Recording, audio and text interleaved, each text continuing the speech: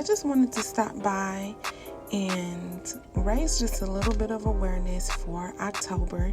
As we all know, October is Domestic Violence Awareness Month. And so many women are suffering in silence, dealing with domestic violence. And I just want to add a little bit of commentary that I was sent from a subscriber, as well as share some resources to any Goldie who may be out there and looking for a way out or just needing help. Now, while we all know that men are affected by domestic violence, we have to be honest and acknowledge that more women find themselves victims of domestic violence than men. Per statistics found on the website, thehotline.org, we have Black women as the second highest group of women affected by domestic violence. We have our American Indian population, number one at 46%, and then Black women just second at 43%. While all women can experience this type of intimate partner violence, women of color are often more likely to be victims of domestic violence than their peers. Let's take a second to get into a video that was sent to me by one of my subbies. Thank you so much, LB, for thinking of me and allowing me to share this information on my platform. But yeah, I wanted to share and let us take a look at what some Black men find humor in. We know that Black American women are suffering at disproportionate numbers of domestic violence in our country, and it is just ironic, very disappointing that some Black men have found humor in what we suffer on a daily basis. Let's take a listen. Man, this job, bro. My boss, man. This dude drive me crazy, man. Your boss? The boss getting on your nerves? Yeah, my boss, man. He just get on my. Hey, man, you know we boys, right? Of course, yeah. We've been boys. All I want to do is make sure that you happy. As me for you, bro. That's the way we roll. You complain about your boss really bother me, man. Bro, this dude literally gets on my nerves more than any other person I've ever dealt with. You want me to kill him? What?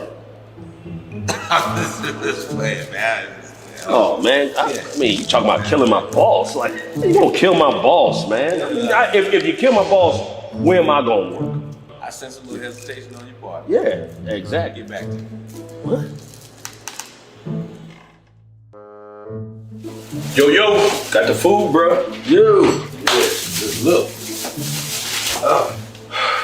What's happening? Same delivery dude, man. Every time he come, he forget napkins, he forget straws, there's no ketchup. Man, this, bro, what the hell are we supposed to do, man? We're supposed to wipe our hands on, man. Bro, Listen, what? you want me to kill him? What? Dude. I'm just playing. Bro, you gotta stop that. I Y'all want you to kill him. Yeah. I sense some hesitation on your part. Get back to me. Let me know. What is with this dude, man? My baby mother, she getting on my nerves, man. She trying to take me back to court again. Really? I mean, I'm doing the best I can do, man. I ain't got no more money to give her.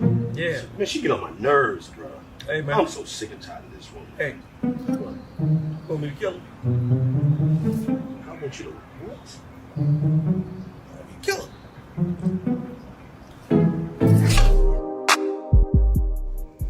I don't know if it was just me, but I didn't find any humor in that lame skit. One thing I noticed though is the guy was apprehensive to have his boss killed because he was wondering where would he work if he lost his boss. However, when the idea was introduced to kill his baby mother, he didn't wonder who would be there to mother his child. He didn't wonder about the void this woman's absence would create, just because he was frustrated with child support. Now, y'all know that I am a huge proponent of child support, especially for children born out of wedlock. I have a video on this channel titled Child Support is an Act of Self-Love. I encourage you to check that out. But just because his child's mother, which he had reduced to a quote-unquote baby mother, honored herself and her child enough to ensure the child had financial resources to depend on and rely on from a man who has employment. This man found so much frustration in that and didn't hesitate when it came to taking her out of here.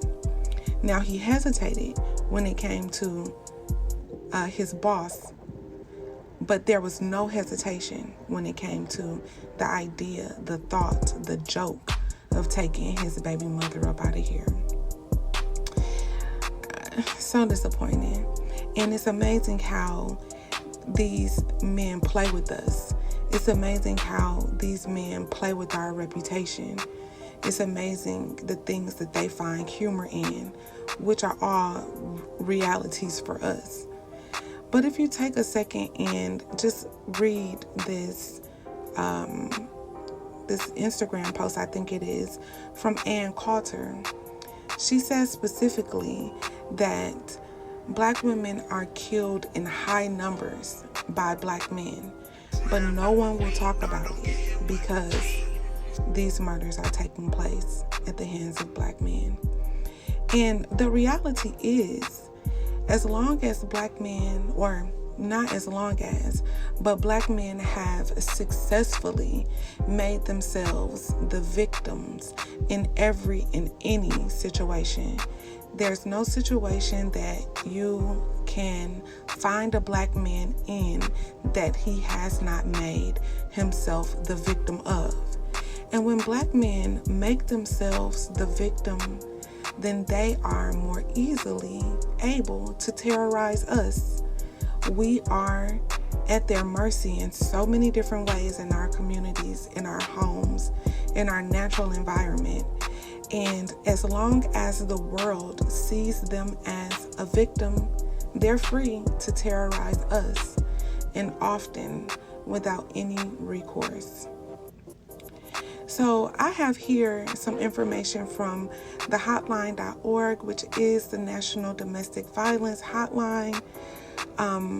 There is a number here that you can call for help, resources if you find yourself in a domestically violent situation. That phone number is 1-800-799-SAFE, SAFE. The website is really interesting. I encourage you to check it out. If you are looking for resources and find yourself in a domestic situation, there is a immediate escape from the website. Just make sure that you erase the cookies or the browsing history on your computer if you are looking for help and wanting to plot your exit. All right, but let's talk about the ways that physical and sexual violence is used to control women.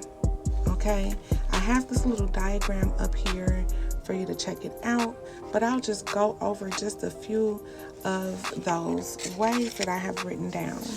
So we have making threats, using intimidation, using emotional abuse, using isolation, minimizing, denying, and blaming the reality that you are in, using male privilege, using economic abuse, especially for those of us who are not employed, and lastly, using children, just as we see in this clip, supposedly comedy skit. We now know from Femicide, Black Femicide US, that has been doing, those ladies, Rosalind and Carly, have been doing some great work keeping us all informed on the reality that Black women are faced with every day in our community, in our country. And we find that we have now a tally of more than 1,100 Black women killed this year alone. We know that most of those deaths took place at the hands of a Black man. If you are interested in learning more about domestic violence, more about the reality that Black women are living in every single day in this country, check out Black Femicide on YouTube, Facebook, and Instagram. I have the pictures here listed. Just pause the video and enter in the name of those pages and subscribe, support. Those ladies are doing some great work, and I couldn't imagine the weight, the emotional weight that they're carrying around, having to report on these acts of violence every single day. So hands off, my hat's off to those ladies, and thank you ladies so much for the work that you are doing for the women in our community. I want to encourage any woman going through domestic violence, any woman who is wondering if she is in an abusive situation or just looking for resources, log on to thehotline.org and just take a look at the site and see if any of that information resonates with you. It's okay to ask for help. There are so many people out here wanting to support you and help you transition into a more healthy, a healthier existence. Thank you ladies so much for taking time to listen to this information. If you know anyone that could benefit from this information, please do not hesitate to share it with them. And I just want you all to remember always that your love is golden. Bye.